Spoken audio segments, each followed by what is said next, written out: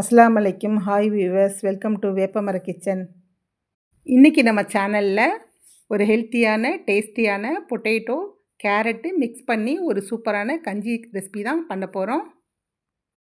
இது என்னுடைய special recipe. 1/4 kilo உருளைக்கிழங்கு, 100 கேரட்டையும் கொஞ்சம் தண்ணி ஊற்றி வேக வச்சு தோல் உரித்து மசித்து எடுத்துங்க. அதுக்கு தேவையான இன்க்ரீடியண்ட்டு இப்போது பார்க்கலாம். 1/4 கிலோ உருளைக்கிழங்கையும் கேரட்டையும் அவிச்சி உரித்து மசித்து வச்சுருக்கிறேன்.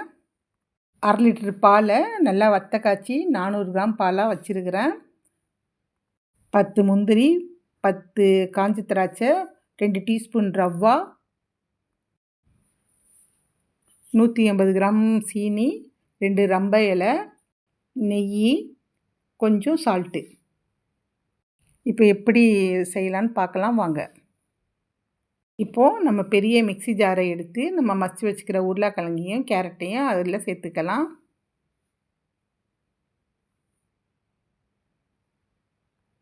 காய்ச்சின பாலையும் அது கூட சேர்த்துக்கலாம். இப்போது தேவையான அளவு கொஞ்சமாக ஒரு சிட்டிகை உப்பு சேர்த்துக்கலாம்.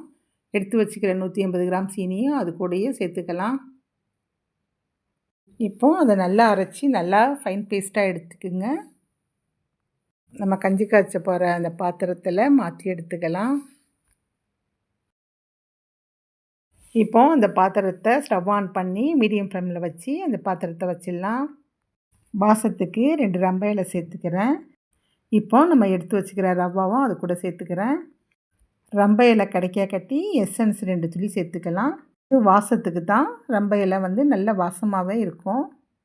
அடுத்த முக்கியமான ப்ராசஸ்ஸு, உருளைக்கிழங்கு அடி பிடிக்காமல் நல்லா கஞ்சி தலபலன்னு கொதிக்கிற வச்சோம் நல்லா கிண்டிக்கிட்டே இருக்கணும். தலபலன்னு கொதிச்சு பாரு, அடுப்பை ஆஃப் பண்ணிவிட்டு சைடில் ஒரு பாத்திரத்தை அடுப்பில் வச்சு நிறையா நெய் ஊற்றி, தேவையான அளவுக்கு நெய் ஊற்றி முந்திரி திராட்சையை போட்டு நல்லா வறுத்து அந்த கஞ்சியில் மேலே ஊற்றலாம். இதில் எண்ணெய் கூட ஊற்றலாம். ஆனால் நெய் தான் முக்கியமாக வாசமாக வரும். நான் நெய் தான் ஊற்றுவேன். ரொம்ப சூப்பராக இருக்கும் வாசம். ரொம்ப டேஸ்டியாகவும் இருக்கும். இவ்வளோதான், கிட்டத்தட்ட நம்ம டிஷ்ஷு ரெடி. நல்லா கொதிக்க வச்சு இறக்கிட்டா முழுசாக ரெடி ஆகிடுச்சி. இந்த வீடியோ பிடிச்சிருந்தா லைக் பண்ணுங்கள், ஷேர் பண்ணுங்கள். இந்த டிஷ்ஷை நீங்களும் ட்ரை பண்ணி பார்த்துட்டு கமெண்ட்டில் சொல்லுங்கள். அப்படியே மறக்காமல் வேப்பமர கிச்சனுக்கு சப்ஸ்கிரைப் பண்ணிக்கோங்க. அப்படியே இந்த பெல் ஐக்கானையும் கிளிக் பண்ணுங்கள். அப்போ தான் நான் போடுற வீடியோ உங்களுக்கு உடனே நோட்டிஃபை ஆகும்.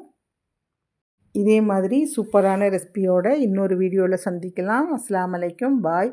Thanks for watching. Subscribe to Vapamara Kitchen channel.